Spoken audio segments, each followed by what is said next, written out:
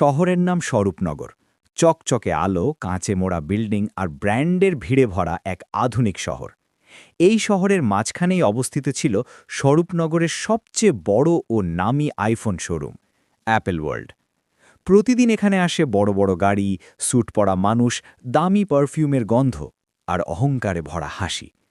কিন্তু আজকের দিনটা ছিল আলাদা। ছদ্মবেশে আগমন। সকাল ঠিক 11টা। দোকানের সামনে এসে দাঁড়ালো একটি মেয়ে। বয়স বড়জোর 23-24। গায়ে মলিন শাল, সাধারণ সালোয়ার কামিজ, পায়ে পুরনো স্যান্ডেল। হাতের কাপড়ের ব্যাগটা দেখে যে কেউ বলবে ভিখারি না হলে বড়জোর গৃহহীন। চুলগুলো এলোমেলো, মুখে ক্লান্তির ছাপ। দোকানের কাঁচের দরজায় দাঁড়িয়ে সে একবার ভেতরে তাকালো।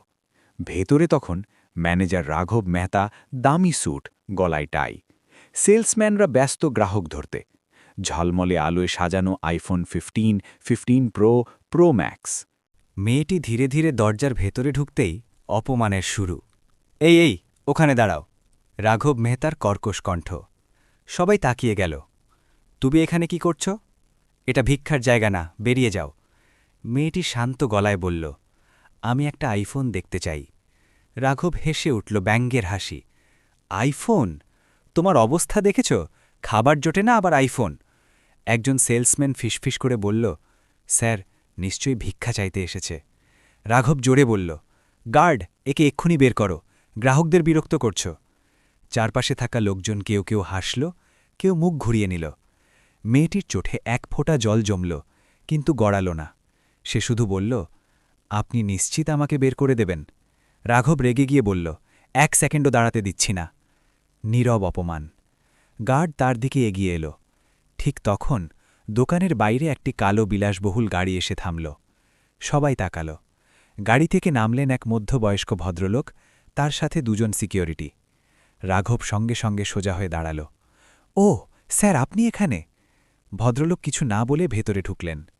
তারপর চোখ পড়ল সেই মেয়েটির দিকে, যাকে গার্ড টেনে বের করতে যাচ্ছিল। ভদ্রলোক থামলেন। এই মেয়েটিকে কেন বের করা হচ্ছে? রাঘব হেসে বলল, স্যার, উনি ভিখারি, দোকানে ঢুকে ঝামেলা করছিল।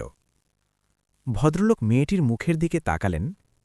এক মুহূর্ত চুপ করে থেকে বললেন, রাঘব, তুমি নিশ্চিত?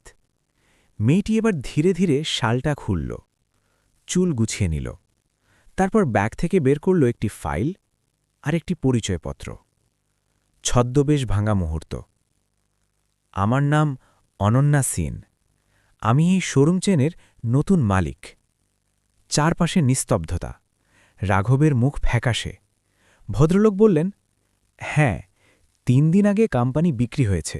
নতুন সিইও আজ পরিদর্শনে আসবেন। তিনিই অনন্যা ম্যাম। সেলসম্যানদের হাত থেকে ফোন পড়ে গেল। গার্ড পিছিয়ে গেল। সত্যের মুখোমুখি।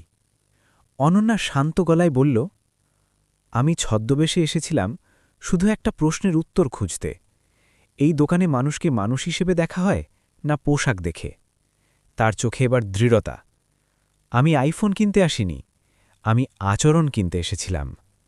রাঘব কাঁপা গলায় বলল, ম্যাম, আমি জানতাম না।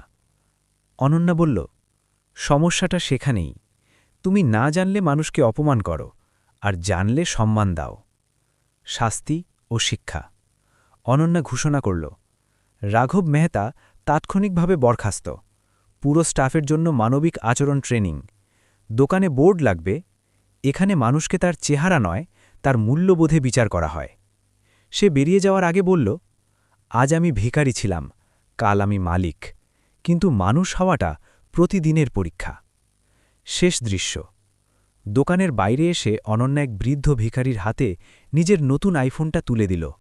বলল, এই ফোনটা তোমার, কারণ আজ তুমি আমাকে মনে করিয়ে দিলে মানুষের দাম পোশাকে নয়, মনেই। ভিখারির চোখে জল, আর দোকানের ভেতরে দাঁড়িয়ে থাকা লোকজনের মাথা নত।